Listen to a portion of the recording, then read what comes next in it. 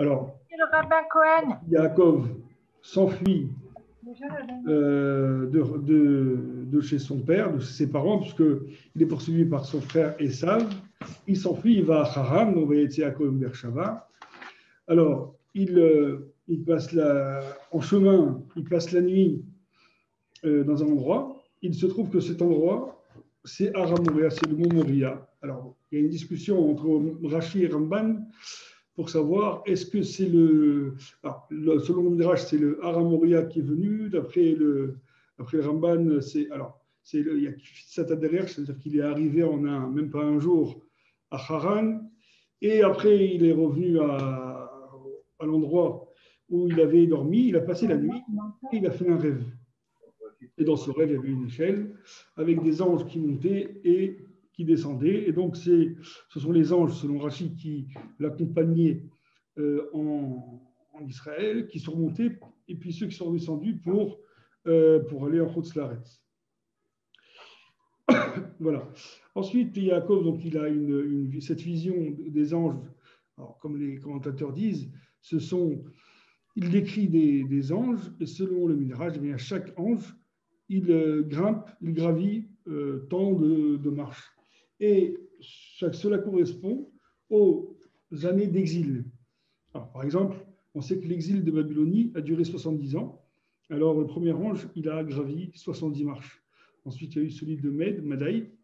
Ensuite, celui de Perse, des Grecs, Yavan. Et puis ensuite, Édom. Et Édom, c'est l'exil qui a commencé. Donc, c'est Rome. Ça a commencé depuis la destruction depuis le temple, mais avant la destruction du temple, jusqu'à aujourd'hui.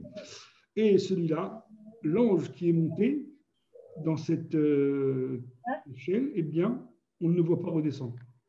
Alors, évidemment, pourquoi? Parce qu'on n'a toujours pas fini cet exil. Et donc, on est toujours dans cette situation où on attend la délivrance finale. Alors, Yaakov a eu peur lorsqu'il s'est réveillé. Il a dit, je viens de réaliser que je dors dans un endroit qui est Kadosh, qui est saint. Il y a la présence divine. Et il a eu peur. Pourquoi? Parce qu'il s'est dit, après avoir compris son rêve, il s'est dit, eh bien, si Édom monte et ne descend pas, ça veut dire que cet exil est infini.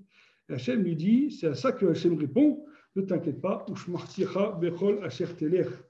te garderai partout où tu iras. Et donc, c'est pour ça qu'il a fait une matzeva, donc ici c'est un genre de monument, comme un petit hôtel. Et il a dit à Hachem, voilà, si tu me promets de me garder, alors d'après Rachid, c'est un tnaï, c'est une condition. Hein, il a dit, si tu me promets la garde, la protection, eh bien moi je te donnerai, kol asher titelni, aser enular, je te donnerai le maaser, le 10e de tout ce qui m'appartient. Et le Ramban dit, imi Elohim, c'est pas une condition, c'est pas si Hachem nous protège. Im ici, c'est dans le sens de Keshe Hachem, Ka'acher. Lorsque Hachem va me protéger, ce n'est pas une condition, mais au contraire, c'est une affirmation que Hachem va me protéger. Ça, on le trouve dans d'autres endroits dans la Torah, que im, si, ne veut pas dire forcément si, justement, im, mais veut dire Ka'acher. Lorsque Ka'acher, il m'a dit, lorsque Hachem va me protéger, donc c'est sûr qu'il va le protéger, ce n'est pas une condition, mais lui, il dit, alors à ce moment, je donnerai le maaser de tout ce que j'ai. Et Hachem lui a donc assuré la protection, cette protection donc une protection donc inconditionnelle, si ce n'est celle de la garde de la Torah, puisque selon Rachid qui dit que le hymne c'est une condition, si Hachem me protège, je donnerai. Alors, les commentateurs demandent sur ce chat, ils disent, mais comment on peut comprendre ainsi que Yaakov ait formulé une condition avec Hachem?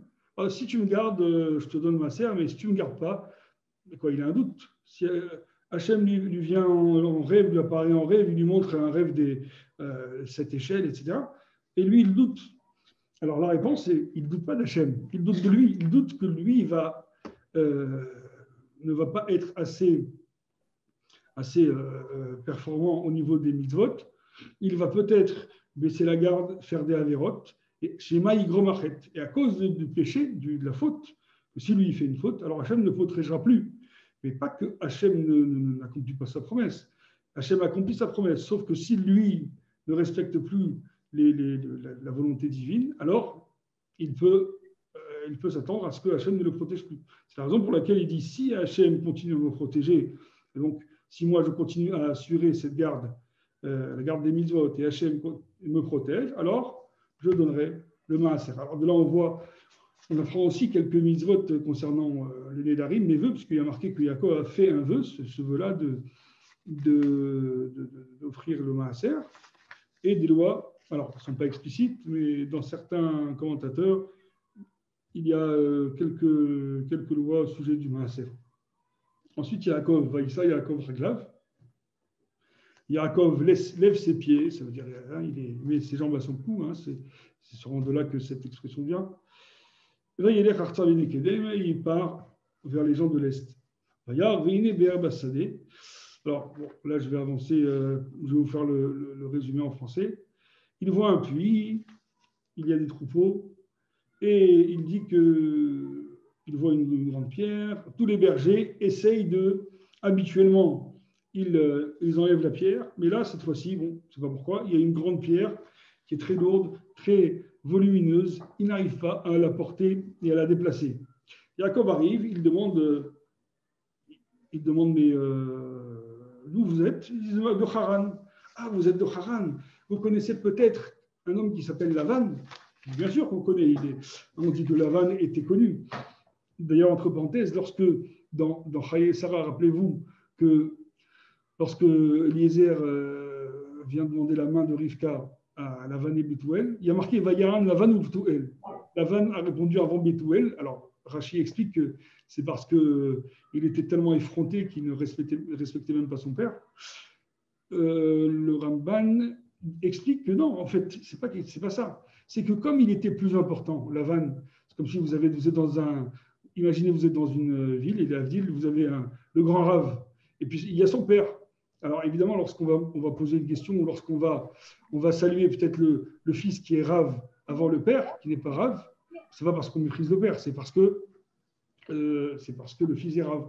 Alors là, c'est un peu ça, bon, évidemment dans l'autre sens. Lavan, lui, c'était un homme important dans son village, c'était un notable. Le père, non. Donc, c'est Lavan qui répond en premier.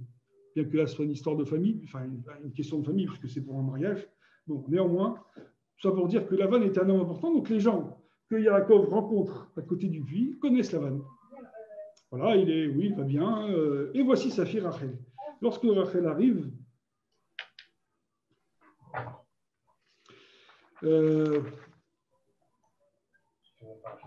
alors, on a l'impression que Yaakov a un sentiment comme ça, il a une poussée d'adrénaline. Littéralement, il tombe amoureux de Rachel. Il va déplacer la pierre. Comme Chachamim disent, comme quelqu'un qui ouvre un bouchon. Vous ouvrez le bouchon de vin ce soir, tac, comme ça, c'est comme si. Et Yaakov a fait exactement pareil. Et après, finalement, il lui a parlé. Et il a dit, voilà, je suis le fils de Rivka, ta tante. Oui, alors, donc elle aussi, d'accord, ils ont un peu discuté. Et puis finalement, lorsqu'elle a raconté ça à Lavan, son père, Lavan est venu, il l'a reçu. Et il a dit, installe-toi chez nous, mais je vais tu vas pas travailler pour moi gratuitement.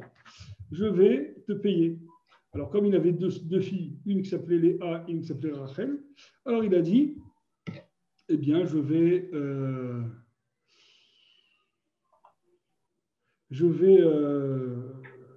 te proposer. Alors, monsieur Netter, vous avez une question? Vous la posez tout de suite? Oui, oui. Est-ce que c'est sur ce que je viens de dire ou c'est sur autre chose? Non, c'est sur la semaine dernière, c'est d'une façon générale. Parlez, attends, j'entends pas. Attendez. Ok. Une seconde, un instant.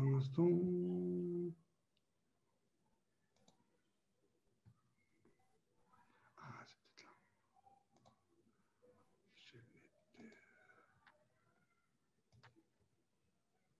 Il faut mettre le son là. Ouais, voilà, je crois que c'est ça. Vous entendez maintenant? Oui, allô? Oui. Vous m'entendez? Bizarre, j'entends pas. Pourquoi je n'entends pas?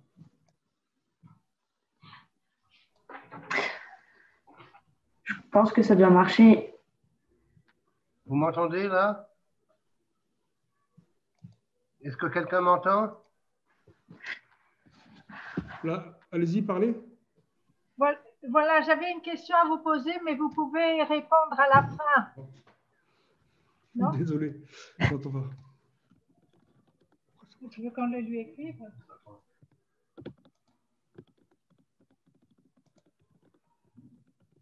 Je te laisse la place.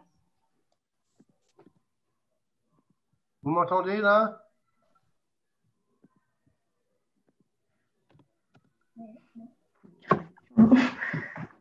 Ok, ok.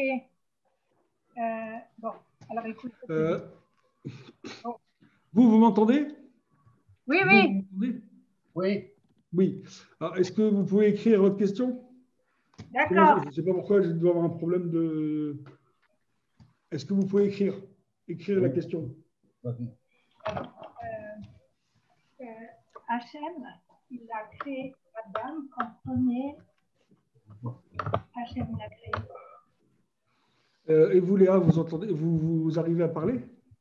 Vous m'entendez si je vous parle? Si vous essayez de parler. Oui. J'essaye. Allô? Vous m'entendez? Oui, je vous entends. Ah, mais je pense que le Rav ne m'entend pas. Bizarre. C'est Adam. Comme premier homme Ça va être de les... l'humanité. Il faut des haut-parleurs. Virgule. Plus tard. Noah comme père de l'humanité.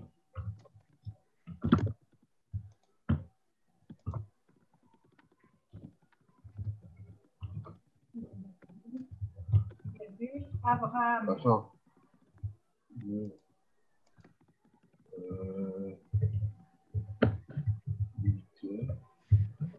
Abraham comme père. En attendant, je continue.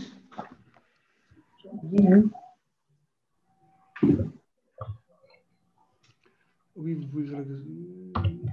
Mais vous ne m'entendez pas, pourtant j'arrive. À mon avis, je dois avoir il y a un réglage à faire au niveau des peut-être il faut des écouteurs. Attendez, je regarde. Quel est le but de la création? Bon. Ouais, je crois que le problème il vient de chez moi parce que je dois avoir un. Il faut certainement que je mette des écouteurs. Je verrai ça pour la prochaine fois.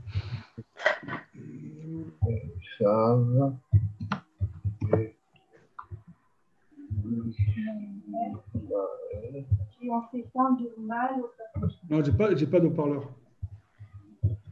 Ouais, j'ai pas d'haut-parleur. Ça doit être pour ça. Ouais, c'est ça.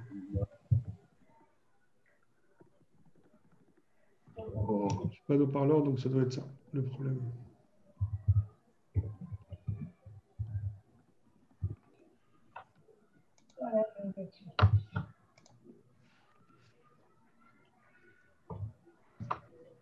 Oui, effectivement. Ok, donc je verrai ça pour la semaine prochaine. Ok. Donc là, pour aujourd'hui, si vous avez des questions, écrivez-les dans la discussion, comme ça on essaye de... Je vois les questions et je vous réponds. Et pour la prochaine fois, j'essaierai de me procurer des haut-parleurs. Voilà.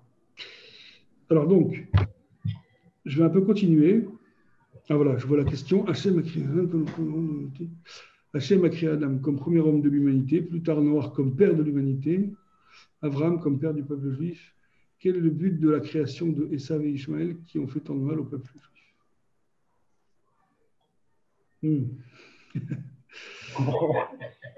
C'est mieux. Alors, Ah, il pose la question et il s'en va. Non, c'est une très bonne question. Alors, si vous voulez, ouais, on essaiera de. Comme ce n'est pas directement. C'est une bonne question. Hein. Je vais essayer de vous donner une piste de réflexion, mais d'abord, hein, si vous préférez, si vous voulez, je vais finir parce qu'on était dans un sujet. Je finis le sujet dont on parle et après, on essaiera de dire un petit mot là-dessus. Ouais. Voilà. Alors,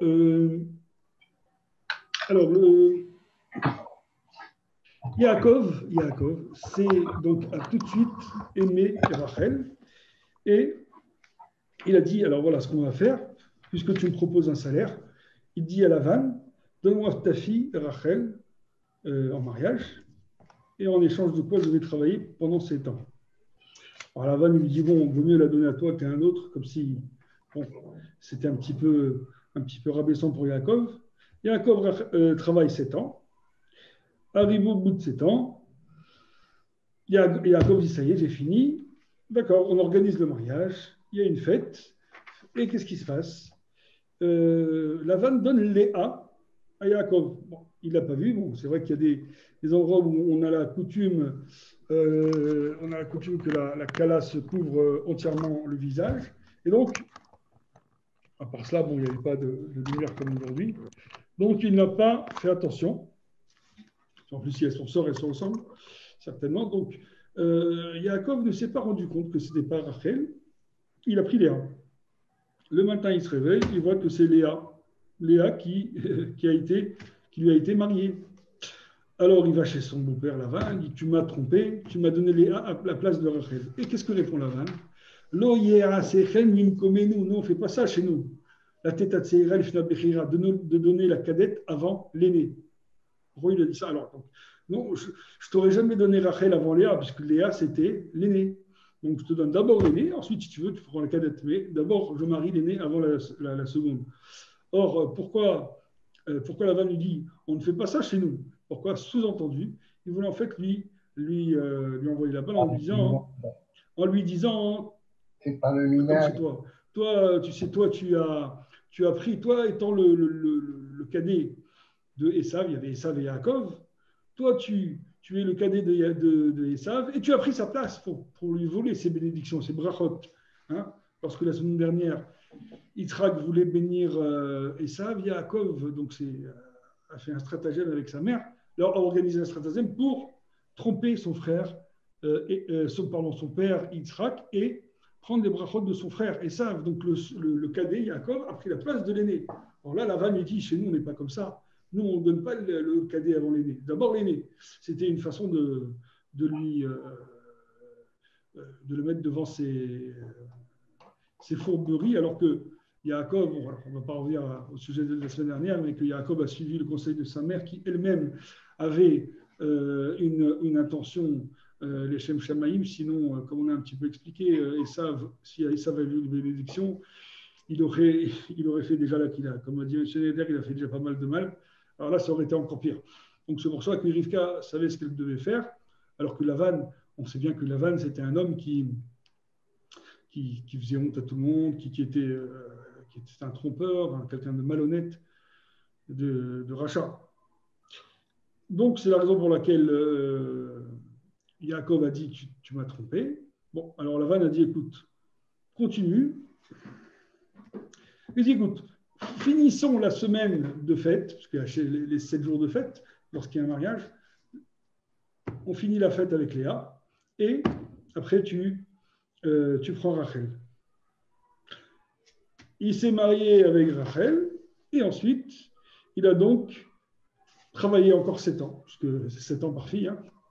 Donc, il a travaillé. Alors, on va revenir là-dessus, mais déjà, on s'arrête sur ce point, le point de lorsque on a dit que Lavan était quelqu'un de malhonnête. Alors, il y a une question que le Midrash sous-entendu pose la question, il dit, mais pourquoi Lavan avait un prénom, le prénom Lavan, ça veut dire blanc. Le mot Lavan veut dire blanc. Or, quelqu'un qui est malhonnête, en général, on dit il travaille au noir. On ne fait pas du blanc. Le blanc, c'est au contraire l'honnêteté, c'est la pureté, la neige. Si les fautes qui sont rouges vont devenir le fil à Yom Kippour qui était rouge, qui devenait blanc. Donc le blanc, c'est bien, c'est la pureté. Pourquoi Lavan avait un nom blanc? Alors, le Midrash répond, en vérité, le blanc, c'est bien, mais ça dépend. Ça dépend. Si le blanc, c'est sur celui à qui on parle, ça veut dire c'est blanchir, hein, les albin penechavero barabim, faire honte, et donc faire blanchir la face de son prochain en public, là c'est une des fautes les plus graves. C'est ce qu'on appelle il n'a pas de droit au monde futur. Vous imaginez une personne qui fait quelque chose, en public, on vient, on l'humilie. La personne, pourquoi on dit qu'elle blanchit? Parce que oui, elle blémit. On dit que le sang fait un tour dans son visage. Et donc, c'est un petit peu comme si on lui avait enlevé son sang, quelque part. Et donc, ça ressemble à un meurtre. Hein, c'est évidemment dans la même idée. Dans la même idée, on le tue par rapport à sa honte. Et donc, on n'a pas de droit au monde futur. Alors, c'est pour ça que Lavan, il faisait honte aux gens. Alors, comment il faisait? Un exemple. Lorsqu'il recevait par exemple, il y avait un pauvre, il venait, il le recevait, il le mettait à l'aise. Puis après, il lui dit, à la fin ou le dernier jour du séjour, il lui dit tu crois que tu vas partir comme ça? Avec tout ce que je t'ai donné, tout ce que je t'ai fait, et en plus tu vas partir, tu dois me payer tant et tant et tant. Et si il était devant des gens, il le disait de haut et fort, tu n'avais rien, tu étais pauvre, et moi je t'ai donné, tu dois me payer, au contraire, tu dois me servir, tu seras redevable toute ta vie. Et donc là, il se comportait vraiment de façon vraiment abjecte et vraiment incroyablement effronté et abject. C'est la raison pour laquelle on l'appelait Lavan. Pas parce que lui était blanc, mais parce qu'il blanchissait le visage des autres en leur faisant honte. Alors là, j'aimerais un peu approfondir un petit point ici qui dit alors, Yaakov a eu Léa d'abord, donc l'aînée, et ensuite Rachel. Chacune avec sa servante. Donc, Léa avait la servante Zilpa, et Rachel a eu Bilha. Et le passage dit Vayavo Gamel Rachel, il est allé avec Rachel, donc il a épousé. Vayehav Gamet Rachel Milléa. Et donc là, les mots sont importants. Il a aimé Gamet Rachel, aussi Rachel, c'est une nouvelle femme, Milléa. Vayehav Gamet Rachel Milléa, il a aimé aussi Rachel Milléa. Comme si le même, ça vient de montrer que c'est Milléa, plus que. Hein? Gam mi. Aussi, plus que. C'est pour ça qu'il a travaillé encore 7 ans. Alors, lorsqu'on voit cela, on dit il a aimé plus Rachel que Léa. Mais il a quand même aimé Léa. Dans le verset qui suit, le suivant, il y a Hachem qui s'est nous à Léa. Hachem a vu que Léa était détestée. Il a ouvert sa matrice. Vers Rachel Akara. Donc Rachel était stérile. Et ça laisse entendre que Léa aussi était stérile au départ. Rachel et Léa, les deux étaient stériles. Hein. D'ailleurs, toutes nos matriarches sont stériles. Sarah est stérile au départ. Hachem lui donne la possibilité d'avoir un enfant Yitzhak. Rivka sera stérile aussi. Après beaucoup de prières, elle deviendra féconde. Et enfin, Rachel et Léa, les deux sont stériles. Mais comme Hachem voit que Léa est détestée, il lui ouvre la matrice, il la rend féconde. Mais Rachel est restée stérile. Alors, j'ai lu un des Piroshim qui dit que on a l'impression que, comme si Hachem veut consoler la personne qui est détestée en lui donnant la possibilité d'avoir des enfants. Alors, Rachel était aimée, donc on l'a laissée. Alors que comme Léa n'était pas aimée, d'après cela, on voit qu'il était détesté, on va expliquer un peu mieux. Eh bien, Hachem lui a ouvert la matrice. Et j'ai vu dans certains les commentaires qui disent que pourquoi. Alors, vous savez que vous imaginez bien dans l'histoire du mariage, lorsque Lavan a voulu donner Léa à Yaakov à la place de Rachel, j'imagine qu'elle ne s'est pas laissée faire, mais Lavan, le père, lui a expliqué écoute, tu dois accepter que ta sœur se marie avant toi. Et donc, Rachel a accepté, donc ça prouve sa qualité des bonnes midotes, des qualités de comportement, vis-à-vis d'autrui, et surtout sa résilience et le fait d'accepter que sa sœur aînée prenne sa place. C'était quelque chose de grand qui lui a valu beaucoup, une grande récompense d'Hachem. Mais qu'est-ce qui a motivé, alors, ce qui a motivé Lavan, on le sait, c'est marier son aîné, il voulait, entre guillemets, se débarrasser de ses filles, comme on le verra plus loin. Mais ça, c'est pour Lavan. Mais Léa elle-même, alors bien sûr, elle n'avait pas trop son mot à dire, mais les commentaires disent qu'elle avait quand même un intérêt. Pourquoi? Parce qu'elle a dit, apparemment, elle savait qu'elle était stérile, et elle a dit, elle savait qu'elle était stérile, parce que apparemment, c'était quelque chose qui se voyait physiquement, et elle s'est dit, si je trompe, en trompant Yaakov, quel est l'intérêt que j'aurai moi? C'est qu'il va certainement mal le prendre, il va m'en vouloir aussi. Et donc, s'il m'en veut, je serai détesté, ou je ne serai pas bien aimé.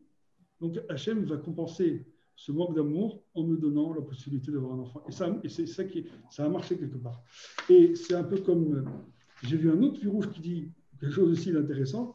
Il dit, vous connaissez la loi de la femme sota, la femme qui est soupçonnée d'avoir trompé son mari et qui finalement s'avère avoir été tout à fait honnête et une femme tout à fait fidèle et irréprochable. C'était un soupçon à tort. Et Hachem lui la récompense en lui donnant justement la possibilité d'avoir des enfants si elle n'en avait pas avant. Or là, quelque part, lorsque Lavan a donné Léa à Yaakov avant Rachel, Yaakov a soupçonné Léa. Il pensait que c'est Léa qui a pris l'initiative de tromper Yaakov. Et que lorsque Léa lui a expliqué que ce n'était pas elle, que c'était son père Lavan qui l'a poussé dans cette tromperie, Yaakov ne l'a pas cru. Au départ, il ne l'a pas cru. Et finalement, après, il a compris que c'était Lavan. C'est pour ça qu'il est allé voir Lavan en lui disant « Pourquoi m'as-tu trompé ?» Mais comme elle a été soupçonnée à tort, eh bien Hachem, pour compenser ces soupçons-là qui ont été faits à tort, eh bien, il lui donne justement la possibilité d'avoir des enfants, un peu comme la femme sota, bien qu'ici, ce n'est pas un problème d'adultère. Mais c'est... En tout cas, la femme a subi une sorte de rabaissement. Elle a été, lorsqu'on est soupçonné à tort, vous savez, c'est très, même dans la Gemara, on dit Alvim, les gens qui sont comme ça, qui sont rabaissés, Nershad, une personne qui est soupçonnée alors qu'elle n'a rien fait. Même certains rabbinim me disaient, moi, ça ne me dérangerait pas d'être soupçonné pour rien. Pourquoi? Parce que ça pardonne les fautes. C'est tellement rabaissant, tellement humiliant que ça pardonne les fautes. Et donc, alors, pour Léa, ça a été bénéfique puisqu'elle a eu des enfants. Rachel, ce n'était pas le cas. Voilà. Alors, maintenant, j'aimerais faire le Orach Chaim. Le Orach Chaim, il explique qu'en vérité, on est toujours sur la contradiction entre ces deux psukim, ces deux versets. Le premier qui dit que Yaakov aimait plus Rachel que Léa, donc ça ne veut pas dire qu'il l'a détestée. S'il aimait plus Rachel que Léa, il aimait plus Rachel, mais il aimait aussi Léa, un peu moins. Et juste après, on dit, Hachem a vu que Léa était détestée. Le Orach Chaim explique que lorsqu'on dit Hachem a vu que Léa était détestée, il dit, ça ne contredit pas. Ça ne contredit pas ce qu'on a dit avant. Pourquoi? Parce que ce qu'on a dit avant, c'est qu'elle ressent qu'elle est moins aimée que Rachel.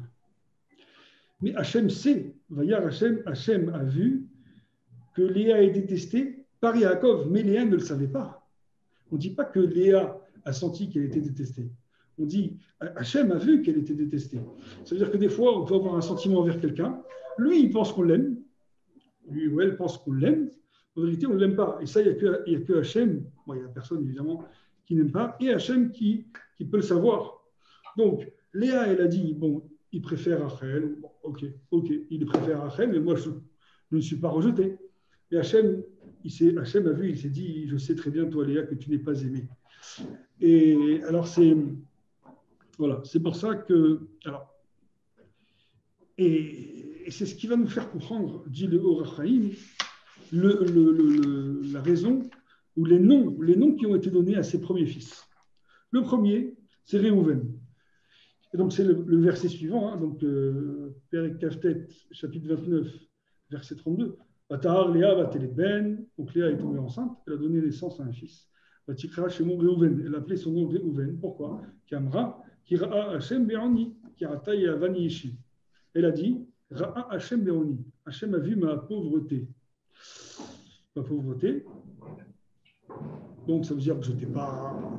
Voilà, j'étais un peu moins aimé que ma sœur, qui Rata Yavani Ishi, parce que maintenant mon mari va m'aimer. Donc ça correspond au premier verset qu'on a vu tout à l'heure, c'est-à-dire de dire qu'elle ne pense pas être détestée, elle pense qu'elle est moins aimée que Rachel. Alors elle dit, j'espère que, voilà, Hachem a vu, elle pense que Hachem a vu que je suis plus pauvre que ma sœur en amour, donc j'espère que maintenant, mon mari va m'aimer encore plus. Ça, c'est le premier stade. Lorsqu'elle voit un deuxième fils, là, elle commence à comprendre, le temps avance, elle connaît un peu mieux Yaakov, elle se dit, non, là, je ne sens pas. Vata od vatelet ben. Elle a eu encore un fils. Vatomer qui shama Hachem qui sénoua anochi. Et là, elle dit, elle commence à comprendre. Hachem a entendu qui sénoua anochi, que je suis détesté. Là, elle-même, elle sent, et elle découvre la vérité, elle dit, c'est pas possible. C'est pas possible qu'il aime beaucoup Rachel et qu'il aime un peu moins moi. Non, il ne l'aime pas du tout. Il me déteste. C'est la raison pour laquelle Hachem m'a donné encore cet enfant. C'est pour ça qu'il appelait Shimon. Shimon qui vient du mot Shema, Shama, qui Hachem a entendu. Alors, à ce stade, il y a aussi une remarque que fait le Rachaim en disant quel est son problème? On voit ici un problème d'attachement avec son mari, comment Léa se sent appréciée de son mari, comment elle se sent aimée. Donc au début, elle pense qu'elle est quand même aimée. Donc elle dit, j'espère qu'il m'aimera plus. Après, pour le deuxième, elle sent qu'elle n'est pas aimée du tout. Donc elle dit à Hachem, voilà, Hachem entend que je suis détestée. Elle appelle Shimon. Après le troisième, Vateledven. Elle a encore eu un troisième fils, Vatomer, Ata Param, il l'avait iché là. Cette fois-ci, mon mari va s'attacher à moi. Qui a la de Tilo chez le Shamanim, car je lui ai donné trois enfants, à quelqu'un là, c'est Mol Lévi. C'est pour ça qu'elle s'appelle Lévi. Alors, au début, elle dit je suis un peu aimé. Après, elle dit non, je suis détesté. Et après, mon mari va s'attacher à moi. Alors, l'ordre, il n'est pas très cohérent. Parce que, au début, quelqu'un qui dit ouais, je pense qu'il m'aime un peu. Après, il dit ah non, je pense qu'il me déteste. Et à la fin, on dit au lieu de dire il va s'attacher, on pourrait penser que, au contraire, il va me quitter. Donc là, il dit l'inverse. Il dit ah, maintenant, je sens que mon mari va s'attacher à moi. Alors, ici, on ne parle pas, lorsque pour le troisième, on parle d'attachement, on ne parle pas forcément de cet amour qui est entre eux. On parle d'autre chose. Le souci de Léa, à part le problème d'être aimé, ou d'être mal aimé, le souci de Léa, c'était par rapport à son zivoug. En fait, Léa. Un instant, parce que des fois c'est. Oui. Bon. Ok. En fait, Léa, son problème c'était de savoir, mais qui est son véritable zivoug? Parce que ça, c'est un problème qui, surtout, pas depuis la nuit des temps, mais c'est un problème qui préoccupe tout le monde, et en particulier les jeunes qui cherchent à se marier. Il dit, mais qui est mon vrai zivoug? Léa, le problème de Léa, c'est que quand ils étaient jeunes, quand Yaakov et Léa étaient jeunes, on sait très bien qu'il y avait des familles, il y avait d'un côté la famille de Yitzhak et Rivka, qui ont eu Yaakov et Esav. De l'autre côté, on a la famille de Lavan qui a eu Rachel et Léa. On dit, tiens, il y a des cousins, se marier entre cousins, ce n'est pas un problème, surtout à l'époque. Et donc, on avait d'un côté deux frères, d'un côté deux sœurs.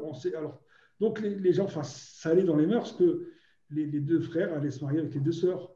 Donc, il y a Esav qui est le grand, il va se marier avec la grande, Léa. Yaakov, le jeune, va se marier avec la jeune qui est Rachel.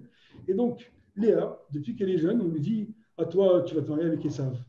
Et donc, elle s'est mise dans la tête que son zivouk, c'est Esav. Or, voyant le comportement de Esav, qui se comportait mal, évidemment, comme on l'a vu la semaine dernière, elle pleurait. C'est la raison que la Torah dit Véhéné, les harakot, ses yeux étaient toujours c'est comme ils étaient un peu fanés. Pourquoi? Parce qu'elle pleurait, sans arrêt, elle pleurait toutes les nuits parce qu'elle elle ne voulait pas être la femme d'un homme comme Esav, qui était une brute. Donc, elle pleurait. Finalement, elle se retrouve femme de Yaakov, avec Rachel. Donc, au final, même si son père l'a poussée à le faire, comme on a dit, elle avait un intérêt peut-être, et au final, elle se dit, mais finalement, est-ce que c'est bien d'être avec un mari qui ne devrait pas être le sien? Elle dit, mais est-ce que c'est mon vrai zivoug? Est-ce que Yaakov, Léa s'est dit, est-ce que Yaakov devait être mon mari? Peut-être qu'on m'a marié de force à lui. Lui ne le voulait pas au départ. Maintenant, j'ai des enfants, mais est-ce que je suis son vrai zivoug? C'est des fois des questions qu'on se pose réellement. Et après le mariage. Et il y a une idée qui est développée ici par le Or HaChaim. Alors, c'est une idée qui est assez osée. Alors, je ne sais pas, je n'ai pas eu le temps, honnêtement, d'approfondir cela dans d'autres livres. Mais en tout cas, lui, il dit comme ça. Il laisse entendre que si dans un couple, il y a eu des enfants, il laisse entendre que c'est une preuve qu'ils sont faits l'un pour l'autre, qu'ils ont un zivoug. Il dit très souvent, il y a des couples qui ne marchent pas juste après le mariage, ils n'ont pas le temps d'avoir un enfant. Alors, ça peut montrer, alors, je ne sais pas si c'est une preuve, mais en tout cas, ça peut montrer que ce n'était pas le vrai zivoug. S'ils ont des enfants, c'est qu'il y a un vrai zivoug. Après, s'ils se séparent, ça peut être soit parce que le zivoug devait s'arrêter à ce moment-là, soit parce que c'est eux qui n'ont pas, si les gens ne savent pas se respecter, eh ben, c'est de leur faute. Des fois, ça peut être de leur faute, parce qu'ils n'ont pas su travailler leur midote pendant le mariage, ou des fois, c'est parce que c'est comme ça, le zivoug a un temps limité, il faut maintenant changer. Bon, ce sont des choses très, très complexes et très, évidemment, ésotériques. On ne peut pas, c'est des choses qu'on peut supposer, qu'on ne peut pas maîtriser, on ne peut pas voir. Donc, c'est pour ça que ce sont un peu des supputations, mais selon Rachaïm, il dit, Léa s'est dit, j'ai eu un enfant, 2 enfants, dans le 3e. 3 enfants, c'est une chazaka. Vous savez, la chazaka, ça veut dire, à partir d'une chose qui se répète 3 fois, elle a pris l'habitude, ça veut dire que c'est ancré. Que mon mariage avec Yaakov, il a été scellé. Hein, c'est-à-dire, je sais maintenant que je devais marier avec Yaakov, dit Léa.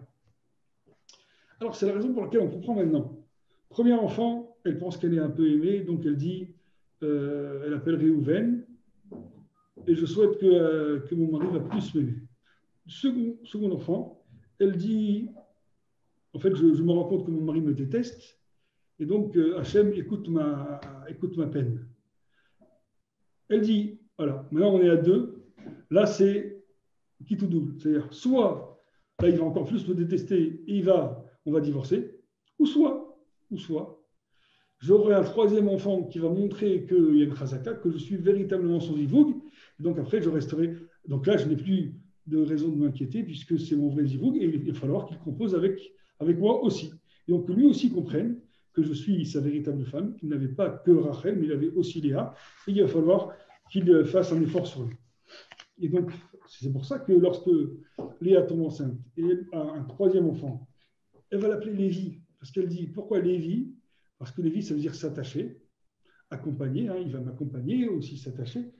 Et donc, le 3e enfant montre que je suis véritablement son zivoug, je suis sa véritable femme, et donc, il n'aura pas le choix que de s'attacher à moi. Donc maintenant, grâce à ce 3e enfant, il va s'attacher à moi. Et donc, évidemment, elle sous-entend que s'attacher à moi, ça ne veut pas dire juste me garder parce que je suis une pauvre fille, mais il va me considérer aussi, si ce n'est pas plus, au moins autant qu'avec Rachel. Alors, et si on continue le 4e enfant, qui s'appelle Yehuda, alors sachant qu'elle devait avoir 12 enfants, Yaakov, parce que c'est les 12 tribus, et sont 4 femmes divisées par 12 divisées par 4, ça fait 3. Donc, équitablement, elle devait avoir 3 enfants chacune. Or là, elle a un 4e enfant, Léa. Elle dit, si j'ai 4 enfants, là, je ne peux que remercier Hachem. Elle va remercier avant le plan Yehuda qui vient du mot, donc la Oda, le remerciement.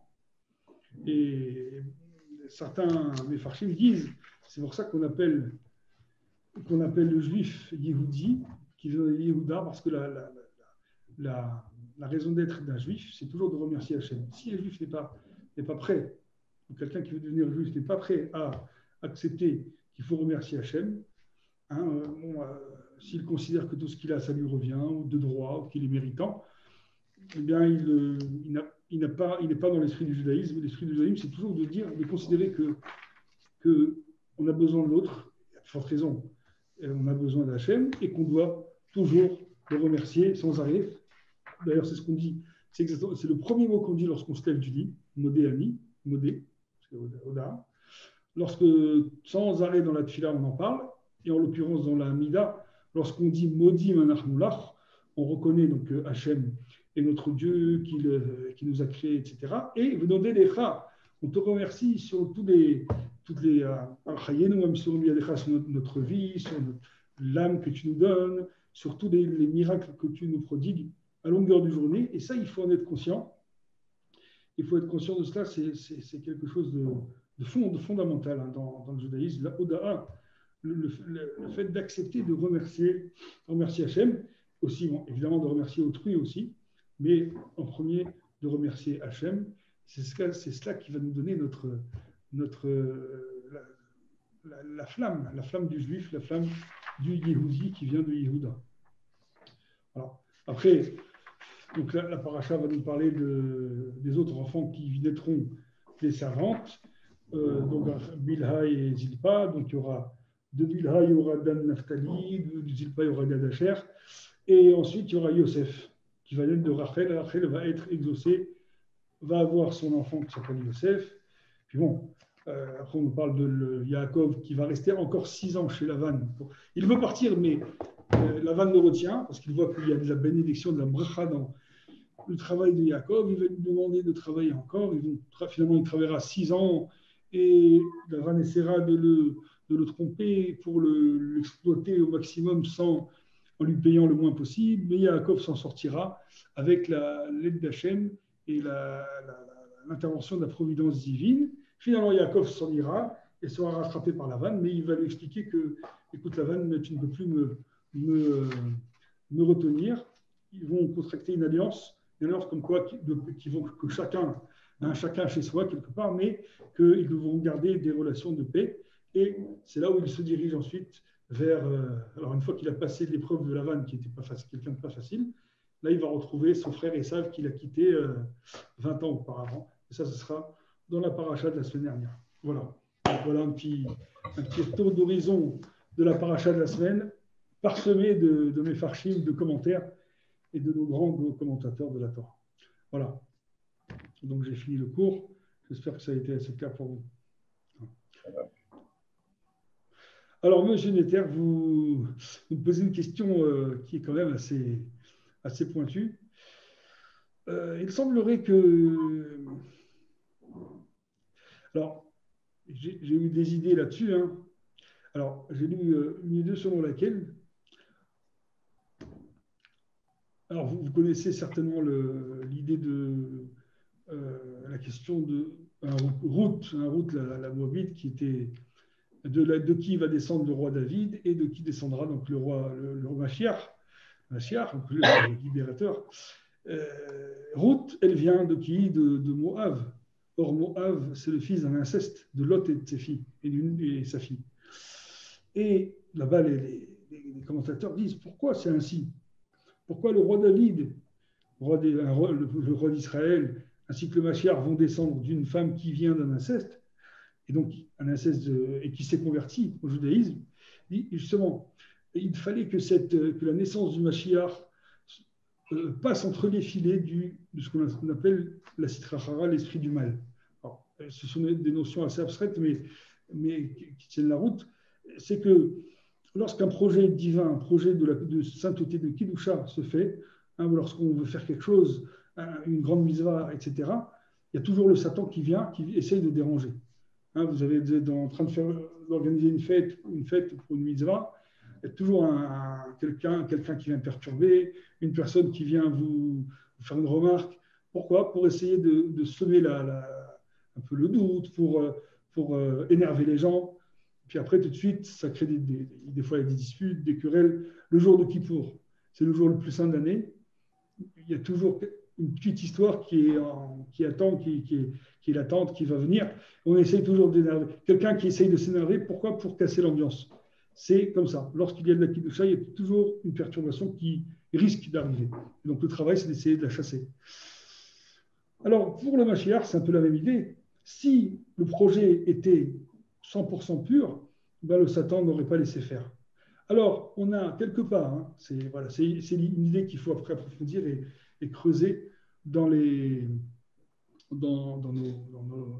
notre littérature, dans nos livres, que pour que le projet vienne à terme et que Ruth naisse et qu'elle devienne juive et qu'ensuite descende le roi David, etc., jusqu'au Mashiach Bimeinu, il faut que, bien qu'il y ait une petite impureté, cette petite impureté, c'est un peu comme si on donnait une petite part, le Satan, voilà, tu veux, Satan, ça te dérange que ça se passe bien? Voilà, et ben ça n'a pas eu du 100%. Voilà, tu es content? Il a eu sa part. Une fois que le Satan a sa part, il est plus tranquille, il est apaisé, et ensuite il nous laisse continuer. Ah, c'est un peu la raison pour laquelle on casse un verre, on casse une assiette lorsqu'il y a un mariage, c'est parce que c'est pour le souvenir de la destruction du temple. Mais c'est aussi un petit peu pour calmer. On va calmer un peu l'ambiance. Les gens sont excités, on calme l'ambiance. Comme ça, on ne va pas nous dire vous êtes trop joyeux. Voilà, on se souvient de Jérusalem. Un petit instant, petit soit-il, on est triste pour Jérusalem. Ça suffit pour abaisser l'intensité et pour repartir de plus belle en donnant cette part aux forces du mal. Et donc, alors moi je reviens à la question. Vous dites, on aurait pu avoir Sarah et Abraham, naissance de Yitzhak, naissance de Yaakov, 12 tribus, tout est extraordinaire. On n'a pas de personnes comme Ishmaël, comme Esav, qui vont donner naissance à des peuples terribles, des gens comme les nazis, des gens comme des islamistes, etc. Oui, mais le monde c'est-à-dire qu'on n'aurait pas pu arriver à faire avancer la marche du monde. À ce moment-là, c'est un peu comme on dit que si Adam Arishon n'avait pas fauté, il serait directement rentré dans le Olam Haba. Donc finalement, l'histoire du monde n'aurait pas été une histoire. On n'aurait pas tout l'intérêt de l'histoire du monde, c'est quand il y a justement des embûches, il y a des gens il y a des mauvais qui sont là et qui essayent de nous faire trébucher, de nous faire du mal. Et le travail, ça va être peut-être de se relever de cela. C'est un peu comme lorsqu'on dit Kol Ta'ani Tzibur Shen Bahem Poché d'Israël et nous Ta'ani Tzibur. Ça veut dire que lorsqu'on se réunit et que, alors si vous voyez que des barbes et des chapeaux, alors c'est super, c'est une bonne ambiance, mais finalement, on n'a pas entièrement réussi parce qu'on n'a pas réussi à attirer les autres qui sont tout simples, qui sont ignorants, qui sont loin. En revanche, lorsqu'on arrive à réunir tout le monde, aussi bien les religieux, les non-religieux, toutes les tendances, on arrive à les réunir, là, on a réussi quelque chose.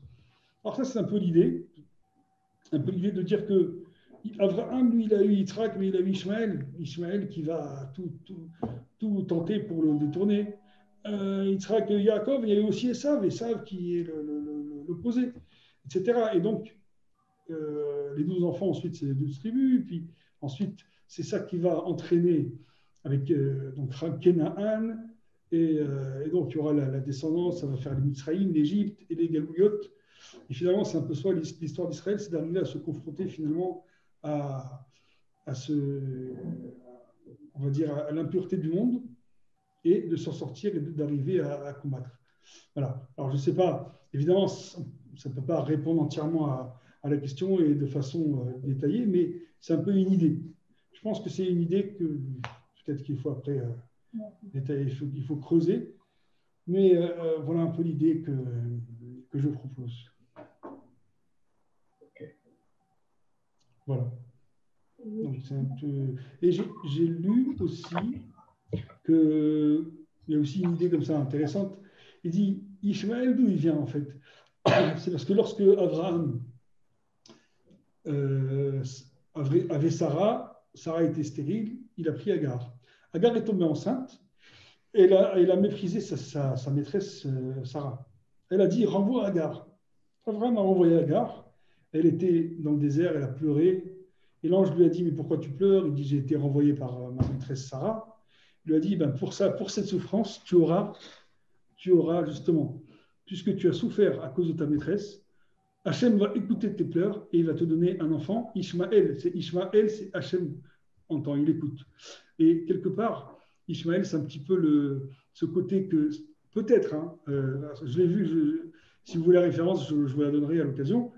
Et comme Sarah a été dure envers Agar, eh bien, la contrepartie, c'est Ishmaël qui va être écouté par Hachem et qui va, voilà, au fil du temps, ça n'a pas toujours été le cas, mais en tout cas, voilà, à des périodes de l'histoire, c'est lui qui va attaquer, qui va faire du mal à Israël. Voilà, donc voilà, beaucoup de matière à réflexion pour ce Shabbat.